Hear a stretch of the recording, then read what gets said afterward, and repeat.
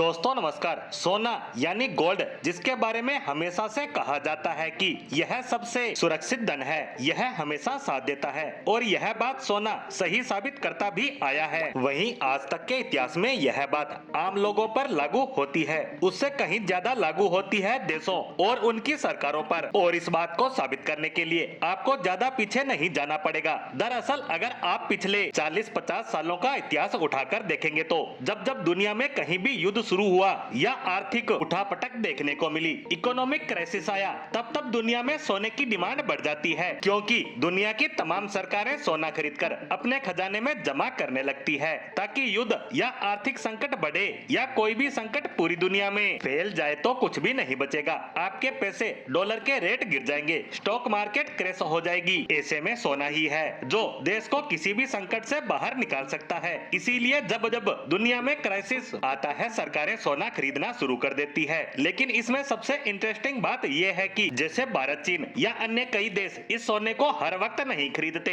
ये तभी खरीदते हैं जब इसके दाम गिरते हैं, जबकि पश्चिमी देश इसके दाम बढ़ने पर इसे खरीदते हैं। और ऐसा इसलिए होता है क्योंकि पश्चिमी देश काफी ज्यादा अमीर हैं। जैसे अमेरिका, कनाडा, यूरोप के 30-35 देश सोना तभी खरीदते हैं जब क्राइसिस चल रहा हो, जैसे रूस यूक्रेन युद्ध। और इसकी वजह से जब इन देशों में होड़ मची होती है तब सोने के दाम बढ़ने शुरू हो जाते हैं। लेकिन ये देश अमीर है तो इन्हें कोई ज्यादा फर्क नहीं पड़ता और यही कारण है कि अपनी अर्थव्यवस्था को बचाने के लिए ये महंगा सोना खरीदते हैं। लेकिन बात करें भारत जैसे देशों की तो हम महंगा सोना खरीदने से बचते हैं। लेकिन अब यह ट्रेंड बदलता दिख रहा है। भारत और चीन ने डॉलर पर अपनी निर्भरता को तेजी से कम किया है और सोने को अपने खजाने का मेन सोर्स बनाने में लगे हुए हैं। और हमारी आज की खबर इस बात की गवाही भी देती है। दरअसल खबर आई है कि भारत ने इतिहास रच दिया है, क्योंकि सोने के भाव इतने हाई होने के बावजूद भारत के सोने की खरीद में 8% का उछाल देखा गया है।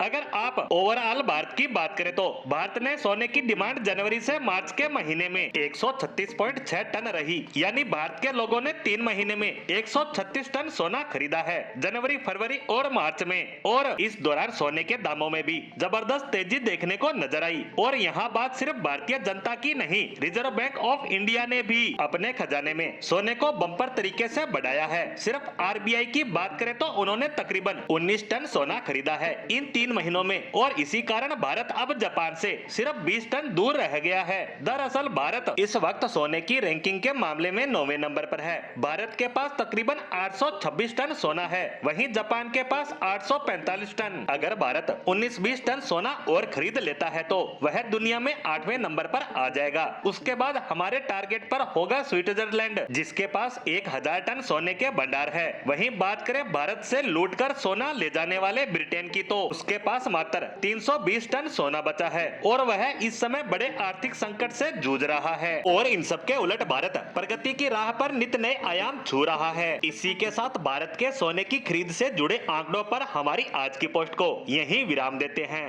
धन्यवाद।